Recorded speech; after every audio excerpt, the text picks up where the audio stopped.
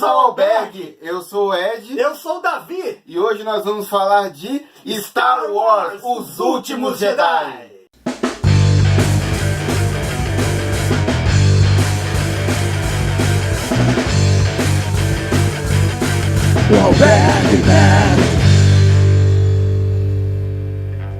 E hoje nós estamos aqui para falar desse filme que foi um dos mais esperados aí de 2017.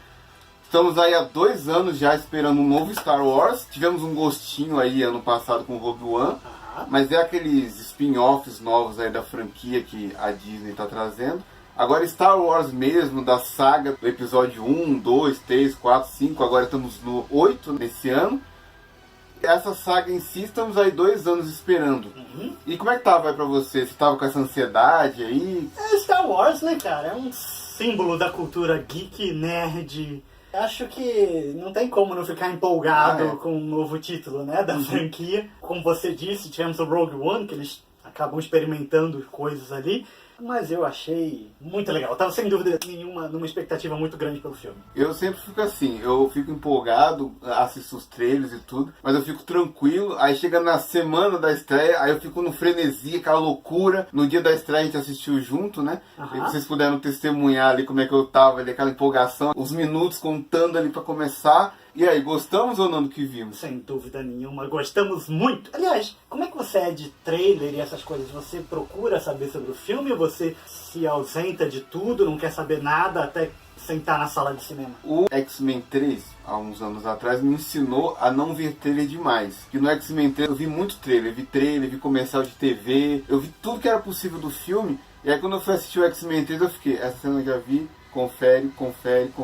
Então com o trailer eu sou assim, eu vejo 2 trailers e pronto. Tá bom, até porque você acha que os trailers de hoje em dia entregam demais? Então, os últimos trailers que eu vi foram melhores pensados. Assim, o trailer do Thor, ele não entrega muita coisa. Algumas coisas eles até alteraram pra na hora do filme a gente ter uma surpresa. E os trailers do Star Wars, eles são legais porque eles empolgam a galera, mas eles não entregam tanto da trama. Exato. Mas esse filme tá dividindo muito a opinião da galera aí. Tem gente que tá detestando. Hoje eu vi uma notícia aí que, no dia da gravação desse vídeo, que sai uma petição online, porque tem fãs que querem que esse filme seja excluído do cânone do Star Wars. Sempre vai ter o hater. Não seja o hater. Assiste o filme, tudo bem, se você não gostar depois de assistir, tudo bem. Mas não vai com o coração gelado assistir filme, né? É triste, assim. Você já vai no cinema esperando, não vou assistir aquilo pra me decepcionar. Não seja essa pessoa. Eu particularmente gostei pelo quê? O primeiro ato do filme, ele é realmente meio cansativo, meio lento e tudo, mas nessa hora, sabe o que me ajudou? Eu tava olhando o filme assim e pensei, nossa, tá meio devagar esse filme. Pipoca. Não foi pipoca, foi lembrar dos filmes antigos. Porque eu lembrei assim, nossa, pensa no episódio 4, o tempo que leva pro C3PO e o R2 andarem no deserto. Pensa no quanto demora ali as lições do Yoda pro Luke no Império Contra-Ataque. Tudo bem que aí também a gente tem que considerar que o cinema daquela época tinha um outro ritmo do cinema de hoje em dia, né? É assim, mas eu acho que é legal resgatar um pouquinho desse lado, dessa lentidão, assim. Não aquela lentidão que deixa o filme chato, sabe? Mas você não precisa, sabe, você ter explosões o tempo inteiro, ter ação desenfreada o tempo inteiro. Um pouquinho de calma ali, um pouquinho de preparação. Acho que o primeiro ato ele é realmente um pouco cansativo, mas acho que ele faz uma boa preparação pro segundo e pro terceiro, que o filme realmente brilha ali. Antes da gente dar continuidade, a gente vai dar spoiler nessa resenha? A gente não vai dar spoiler nessa primeira parte. É seguro. Então se você não viu o filme, fique tranquilo, assista agora. Se você não viu, recomendo que você veja logo, porque você vai acabar tomando spoiler nas redes sociais. Inclusive tem um vídeo aí que a gente vai linkar, de uma apresentadora norte-americana que deu spoiler num programa de telejornal, aqueles de manhã, sabe? Então tem gente que tava tomando café e tomou spoiler. Então é melhor você assistir logo se você não viu, mas essa parte aqui é segura. Vai ter um momento que a gente vai abordar alguns detalhes da trama, mas a gente vai avisar. No momento a gente tá dando as impressões sem spoilers, então pode ficar tranquilo. Uma coisa que eu achei muito acertada nesse filme, aliás, nos últimos filmes que foram lançados, né? Aliás, pela Disney. Você tá gostando dessa fase Disney do Star Wars? Estou gostando dessa fase Disney do Star Wars. Acho que eles deram uma renovada bacana, né? Uma coisa que eu tô gostando muito é que, óbvio, gente, eles vão ter que vender Star Wars pra galera que tá chegando agora, né? Pros mais novos. E a gente que é velho paia. Boa tarde. O senhor precisa de alguma ajuda hoje? Não. A gente vai ter que se habituar e aceitar isso. O que eu tô gostando e fiquei muito satisfeito com o que a Disney tá fazendo é que essa transição tá sendo suave, sabe?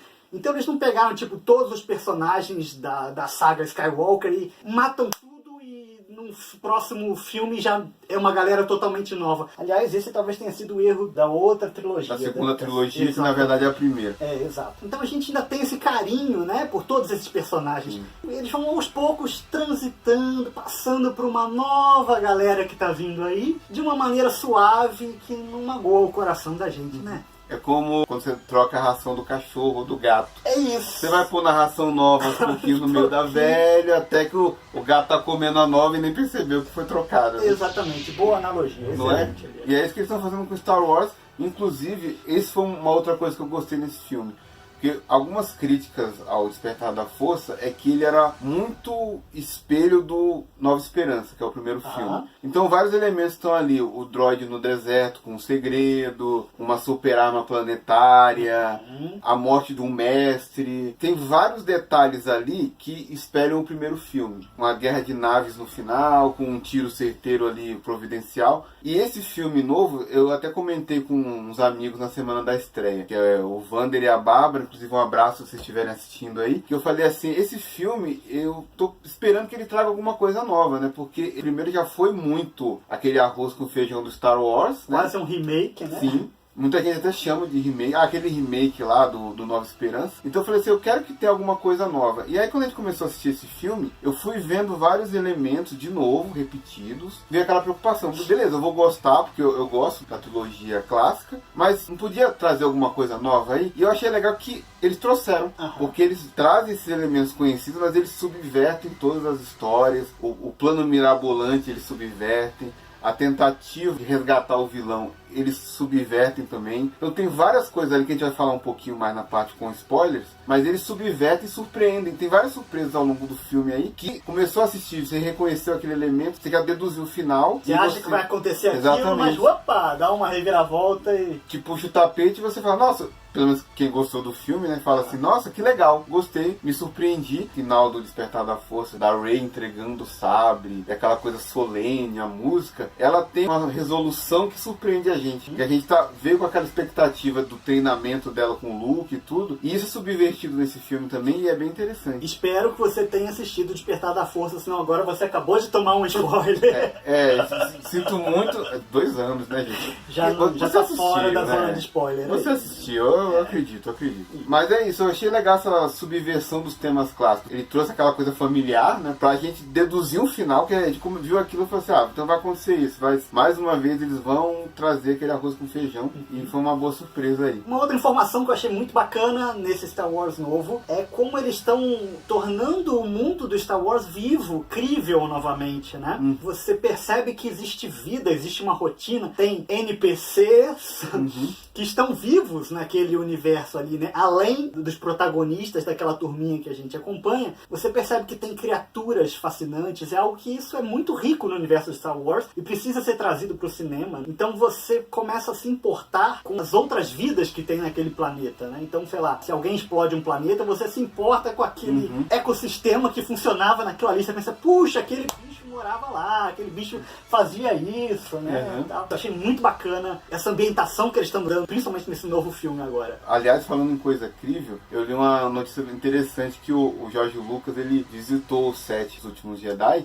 Pra quem não sabe, a segunda trilogia, ela foi muito digital. Teve filmes que 90% do que tava ali era digital. Porque não era só o Yoda que era digital, mas o banco onde o Yoda tava sentado era digital, a parede era digital, o chão era digital. E aí dava uma sensação, coisa fake, assim, aquela coisa que você olhava e você não sentia que aquilo era palpável. E aí esse filme, e o outro também, o Despertar da Força, ele teve muita maquete. Acho fascinante. Muito animatrônico. Trazer esses efeitos especiais que existiam nos anos 80 e que não existem mais. E não foram totalmente superados. Nesse Star Wars novo, tem boneco feito de borracha, sabe? Que eu acho muito mais crível do que uma computação gráfica. Por mais que a computação gráfica esteja muito elevada, já estamos muito próximos de não definir ainda o que é computação gráfica, né, ou não. Mas quando você tem, por exemplo, uma criatura ou um personagem humano, você bate o olho e ainda consegue dizer, isso é computação gráfica. Quando você mistura com, sei lá, uma pessoa usando prótese ou usando borracha... Maquiagem, né? Maquiagem é muito interessante de exato. Você reduz essa linha, né, de percepção, de tipo, puxa, isso é falso. E eu acho que isso é algo que precisa ser trazido de volta. Aliás, eu acho que foi o George Lucas. Olha só ele, eu acho que foi ele. Não tenho certeza agora. Confiram aí depois se foi ele ou não que disse isso, mas falou que o cinema começa a perder a graça quando um garoto segurando um mouse consegue fazer tudo acontecer. Se foi ele, olha só que caminho ele mudou aí, né? Ele foi pro lado sombrio do efeito especial.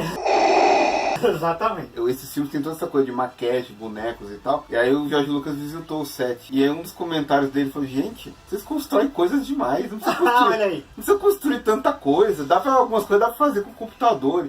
Porque ele tá com aquela visão, você tem que criar tudo no computador. Ele pegou essa coisa. Por esse lado é legal também, ele não tá mais envolvido diretamente. Ele vai, teoricamente ele é um consultor ali, mas ele não põe a mão na massa. Porque ele tá com essa visão muito de coisa moderna tem que ser digital. E às vezes o real ajuda inclusive os atores, né? Sem dúvida. Porque eu lembro que o Ian McKellen, quando ele faz o Gandalf, né, no Senhor dos Anéis, que ele tem a luta com o Balrog e tudo, ele deu uma entrevista falando assim, pra mim o Balrog é uma bolinha de tênis. Porque o cara coloca a bola pro cara, lá pro ator, e fala assim, agora imagina que isso aqui é um monstro gigante em chamas. A imaginação, né? Sem dúvida. Dá muito mais trabalho pro ator ter que ficar imaginando tudo do que ele tem uma coisa palpável que ele tá vendo ali. Como ator, eu posso dizer que é muito difícil você contracenar com um objeto inanimado. A gente está lidando com emoções, com espírito humano, e você ter que passar isso para um objeto não é a mesma coisa, né? Então é realmente fundamental você ter sets montados, você ter atores que realmente estejam olho no olho, né? Olho no olho, exato, isso aí. No fim das contas, gostamos bastante dos Últimos Jedi. Achamos que a trama nos surpreendeu bastante. O filme reciclou temas, mas soube quebrar a expectativa em cima deles. Esse filme ele tá com 93% de aprovação no Rotten Tomatoes. Então a crítica tá gostando muito. Porém, na nota lá que tem do público, tá 49% de aprovação. Será que são haters?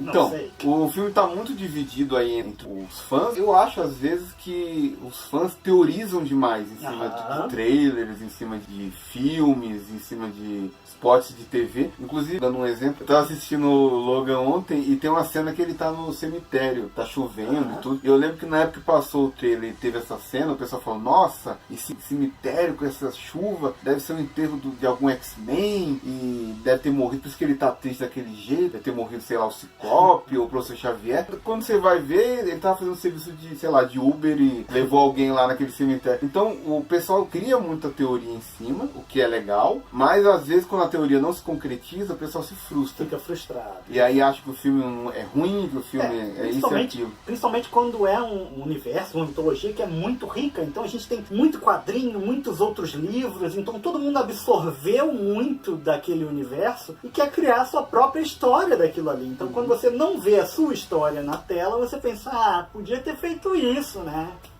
Sim. E acaba pondo um peso no filme que às vezes ele não tem, né? Você cobra além, né? E o filme, apesar de tudo, ele tá indo muito bem na bilheteria, já tá com, até o fechamento desse vídeo aqui, ele tava na faixa de 450 milhões, o que se você levar em conta que Liga da Justiça em 17 dias tinha feito 197, você vê aí que o filme tá arrebentando aí nas bilheterias. 450 milhões, coloca ele aí pro terceiro lugar, eu acho, mais ou menos, de bilheteria mundial do cinema. Sim. Né? Ao lado de Harry Potter, ao lado de Titanic. Sim.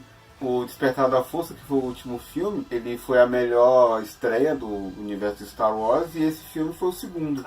Então o pessoal tava esperando bastante aí, a maioria das pessoas foi correndo pros cinemas para assistir. Lembrando que o Despertar da Força chegou a 2 bilhões de dólares arrecadados. Terceira bilheteria do mundo, da história, né?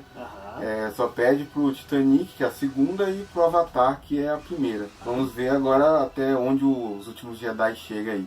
Alerta de spoiler! Ele se divide basicamente em 3 tramas. ao longo, né? A perseguição do Paul, a resistência sendo perseguido pela Primeira Ordem, que faz às vezes de rebeldes Império, lá no Império Contra-Ataque. A Rey sendo treinada pelo Luke, que remete ao Yoda treinando o Luke nos outros filmes também. E a tentativa dela de salvar o Kylo Ren, que também remete ao Retorno de Jedi. Então tem várias tramas que são resgatadas, mas é legal como eles subvertem isso, né?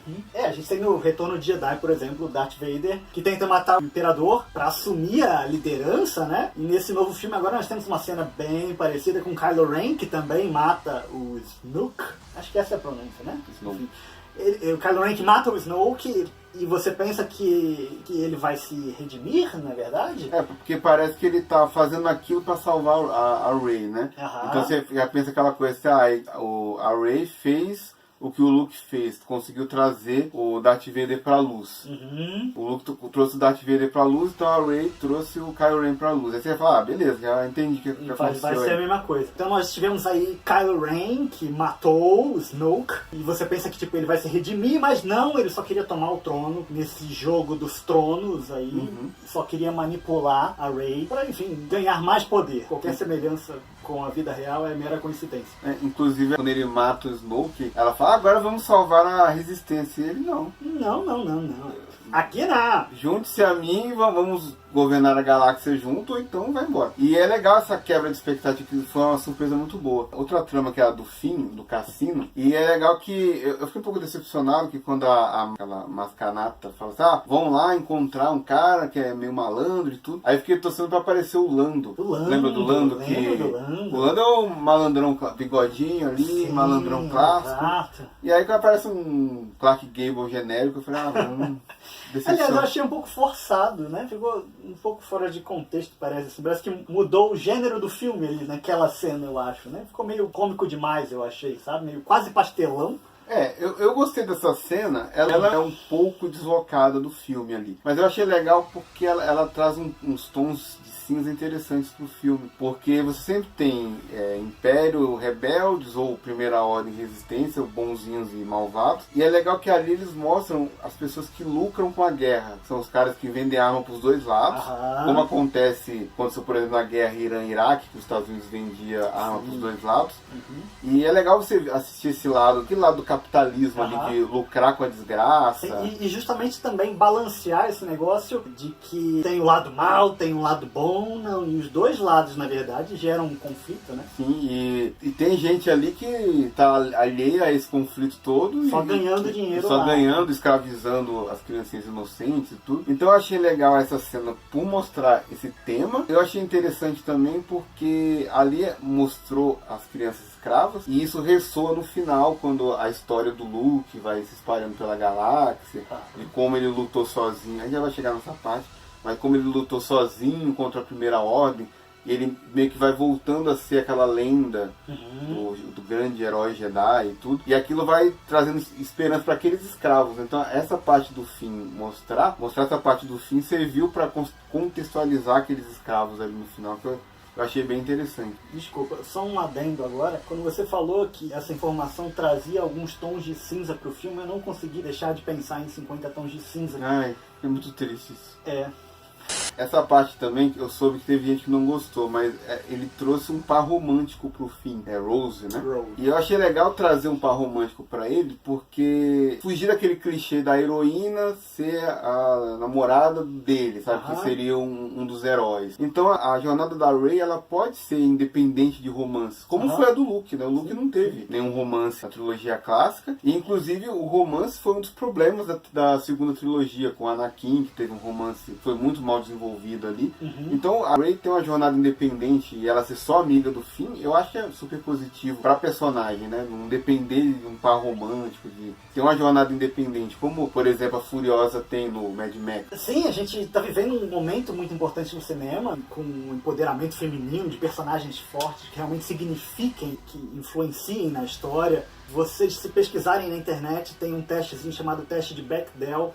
Você faz 3 perguntinhas pro roteiro do filme para saber se ele traz realmente mulheres fortes e significativas pro filme. Você lembra quais eram as perguntas? A primeira pergunta é se tem mais de uma mulher no filme, e uma personagem feminina no filme, e se elas têm nome. Ok. Então, jogando isso pro Star Wars Os Últimos Jedi, nós tem a Rey e a General Leia. A outra pergunta é se elas em algum momento no filme dialogam. Que acontece nesse filme também, elas no final do filme conversam e tem seu diálogo ali. E a terceira pergunta é se o assunto que elas tratam não é outros homens, se elas vão falar de outra coisa. E Que não sejam homens. que não seja um homem. E passa também porque elas estão falando ali sobre a resistência, sobre a guerra que acontece na galáxia, como elas vão prosseguir, já que tem poucas pessoas agora, porque morreu várias pessoas. Então elas estão falando sobre um outro assunto, não estão falando sobre o Luke, o Finn, né? Então é interessante porque o Star Wars Os Últimos Jedi passa com louvor no teste de Bechdel. Aprovado. Selo Mulheres Significativas. Selo Bechdel. Por exemplo, o Vingadores tem uma mulher forte que é a Viúva Negra, que é um bom exemplo de empoderamento, mas o filme em si não passa. Tem até outros personagens com nome no Vingadores 1, pelo menos. Tem a Maria Hill, que é a braço direito do Nick Fury, mas elas não dialogam o filme inteiro. Então o filme tem uma personagem boa, que é bem representativa para as mulheres, mas não passa no teste. Mulher Maravilha já passa, porque Com certeza. tem aquele momento dela com as Amazonas, todas elas têm nome, tem a Rainha Hipólita, tem a Antíope, então elas estão dialogando todas ali com a Mulher Maravilha, então também passa no teste e é um filme importante para as mulheres aí. E por fim, como última trama, temos o tão esperado treinamento da Rey, né? Que todo mundo criou uma expectativa tão solene com aquela cena dela entregando o sabre, como se fosse Excalibur, né? E aí... E ele pega aquele símbolo que representa tanto para a cultura geek. Aqui, né? Um sabre de luz. Pega aquilo e ó, sem a menor cerimônia, taca pra trás. Joga fora como se não fosse nada. E naquele momento pra ele realmente não era, né? Ele tava querendo se afastar de tudo aquilo. Muita gente reclamou dessa parte do Luke, que o Luke tava chato, que o Luke isso e aquilo. Mas acho que é muito importante ele estar realmente decepcionado ali com tudo que aconteceu e ele tá isolado da força. E esse filme é uma jornada de reencontro para ele e um bom término para a jornada do personagem. Todos os símbolos que representavam para ele aquela história do passado, ele tentou se desfazer. Então a gente tem o sabre que ele arremessa para trás, nós temos a X-Wing afundada no fundo do mar, lá que ele se livrou. Parece que ele tirou pedaços da nave, inclusive, para usar como porta na cabana lá. Nós temos também os livros Jedi que ele quis queimar e se desfazer daquilo. Aliás, isso é uma coisa interessante porque o Yoda aparece como espírito. E foi uma surpresa total, porque não tinha nem menção dele em nada. Não teve prévia, não teve trailer, não teve nada. Foi ótimo. Muito legal. Só a mulher do telejornal que falou pra todo mundo no café da manhã. Mas, fora ela, quem não tomou café assistindo esse programa não sabia. E foi muito interessante porque o Yoda, ele traz toda aquela sabedoria típica de Star Wars, assim, desses conceitos da força, de ser uma coisa religiosa, não uma coisa super-heróica, como a segunda trilogia fez, Jedi ser uma equipe de guardiões da República e tudo. O Yoda traz todo esse peso e é legal que ele tem um comentário quando o Luke fala assim, os livros, não posso queimá-los. Que ele pensa em queimar e se arrepende. E aí o Yoda fala, você leu? o Luke hesita. E quantas pessoas aí estão defendendo fervorosamente religiões no nosso mundo e nunca nem pegaram o livro da religião dela para ler? Para ler corretamente. Exato, ou nem leram mesmo, estão acreditando no que um profeta disse, né? Então essa parte é muito legal, essa cutucada ali na religião. Você está defendendo algo, mas você leu, você conheceu, ele também mostra que a letra ali não importa. Importa as suas experiências com a força. Aquilo é um objeto só, né? E trazendo para o nosso mundo a sua experiência com Deus, ou com o que você acredita, ou com o que você não acredita, né? Então isso é mais importante do que o que está escrito ali. E o Yoda mostra muito bem isso. Ele até fala uma frase que eu achei muito boa, que ele fala assim, o melhor professor é o fracasso. Mostre para Rey que você fracassou mesmo, você errou e faz parte da vida você errar e tropeçar, né? É justamente o que leva ao sucesso, né? É mais um último empurrão pro Luke voltar e ele lutar. E a cena da luta dele, se o filme tivesse ruim, que não tava, pelo menos aquela cena você ia lembrar, que é a cena mais marcante de todas. Um momento saudosista foi o R2 tentando convencer o Luke a lutar, que ele traz de volta aquela imagem gravada da Leia no primeiro filme. Aliás, os droids, essa é uma tristezinha minha, que os droids e o Chewbacca ficaram um pouco apagados no filme, né? O Chewbacca sem o Han Solo, ele ficou meio perdido na trama ali. Sim. Precisa arrumar um parceiro pro Chewbacca urgente, pra ele ter mais destaque, sabe? Não dá pra ele ficar conversando com aqueles bichinhos, passarinhos lá, senão não ia ter diálogo. Aliás, isso é um parênteses aqui, os Porgs, que são esses bichinhos fofinhos, que aparecem no trailer, né? A gente sabe que fizeram isso pra vender pelúcia, né? É. Mas eles têm uma justificativa legal no trailer. Ele não é um bichinho que o Chewbacca pegou e falou, vou pegar pra criar. O Chewbacca não é fofo, gente. Ele... Né? Aquele bichinho é meio que uma praga, como se fosse uma infestação na nave ali. Tem hora que o Chewbacca aparece empurrando vários deles. Eles fazem ninho dentro da nave. Sim, e é muito legal esse ecossistema, como você falou na primeira parte. Exato, é esse tipo de coisa que eu falei, que o universo Star Wars é muito rico e que eles trouxeram nesse filme. A outra criatura também que eu achei fascinante, aquela espécie de vaca gigante, sentada, várias que tem umas assim. tetas enormes. Que o Luke bebe um leite verde nojento. Aliás, ele também já bebeu leite azul há muito tempo É meio que uma referência. uma referência. Né? E é fascinante. Aliás, esse é um dos bichos de borracha que eu falei. Você bate o olho e diz, não é computação, é borracha. É muito mais crível. Você vê ali textura, vê pelo, vê Sim. as coisas ali. Aliás, um beijo, Jar Jar Binks, viu? A gente não sente saudade de você. E terminando com a cena do Luke ali, eu achei muito legal porque quando o Luke aparece na batalha final ali, que tá todo mundo encurralado ali, no último bastião de resistência, né? Ali eles iam morrer, porque não tinha pra onde correr, estavam cercados. E aí o Luke aparece, aí eu lembro que eu olhei assim e falei assim, que tosco, cara. O Luke apareceu novo, ele tá de barba branca, tá despenteado, ele apareceu com a barba preta, novinho. Aí eu falei, nossa, mas que. Eu falei, mano, demita o continuista. Teletransportou pra lá, né? Porque.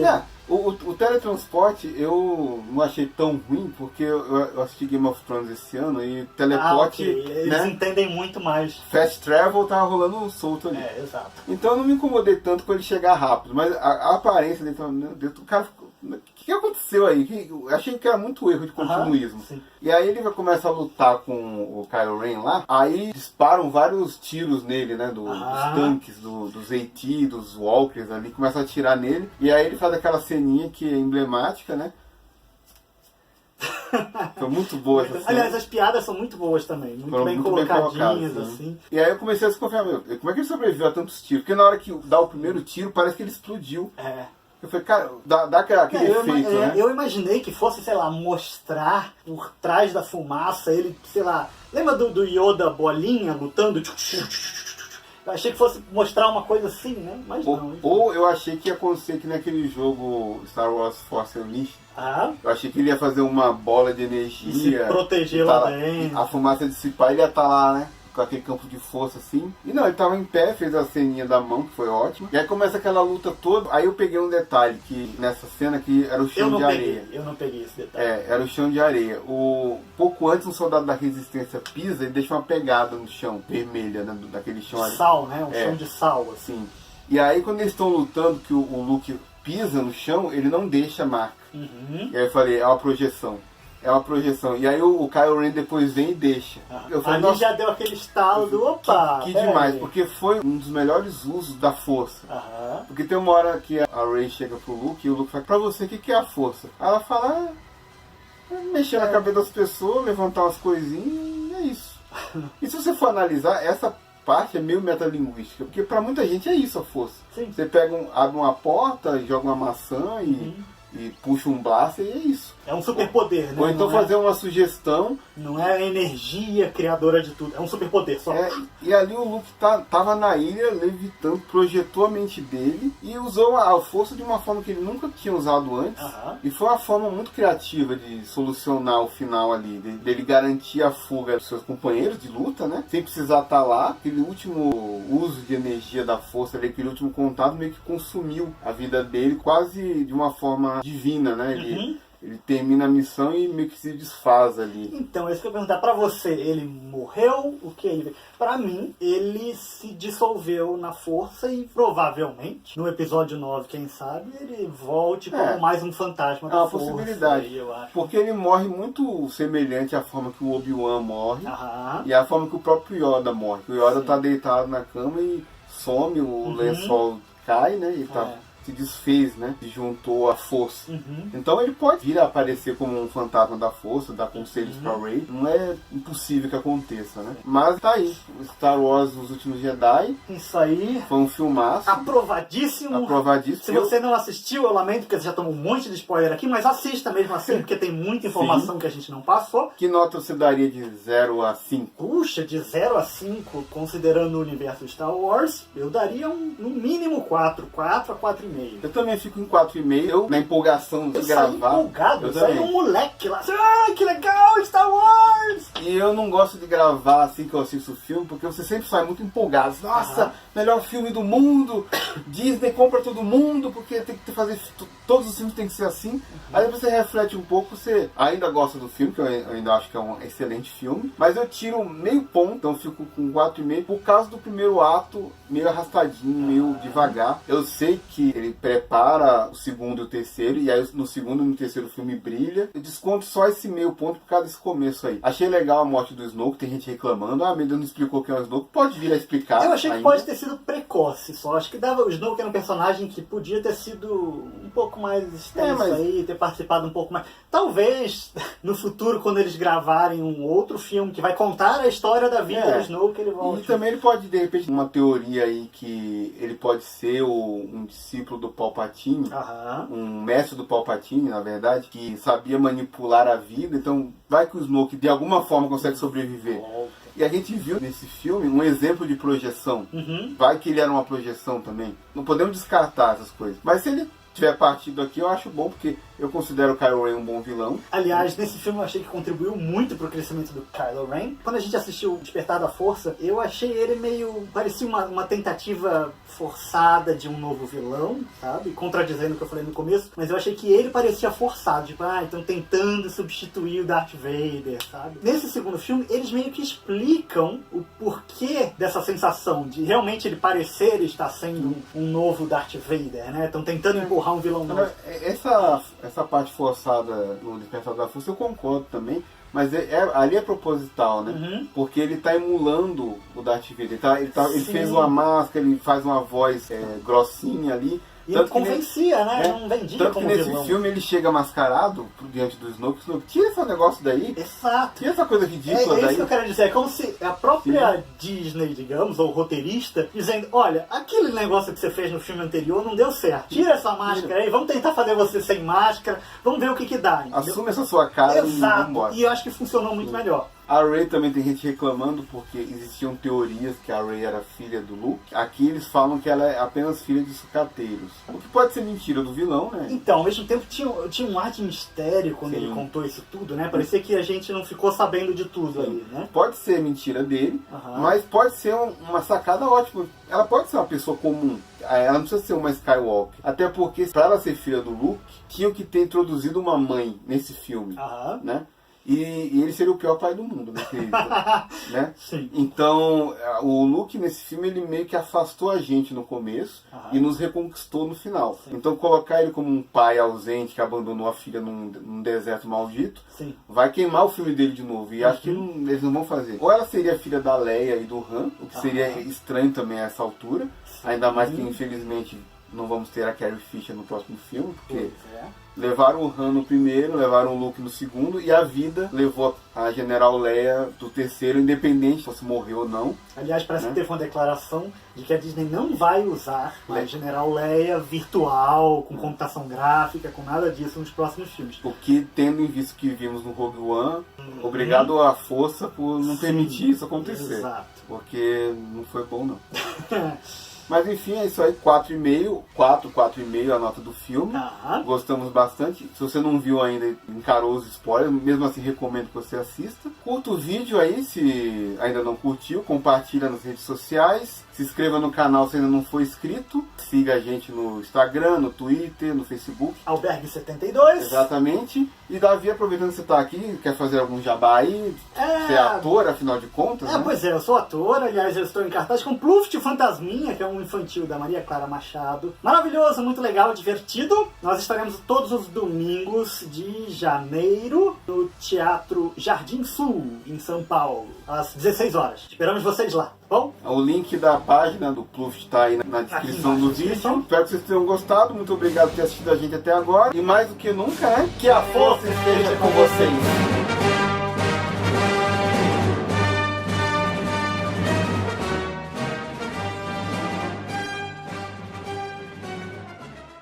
Star Wars, Os Últimos Jedi. uau, uau.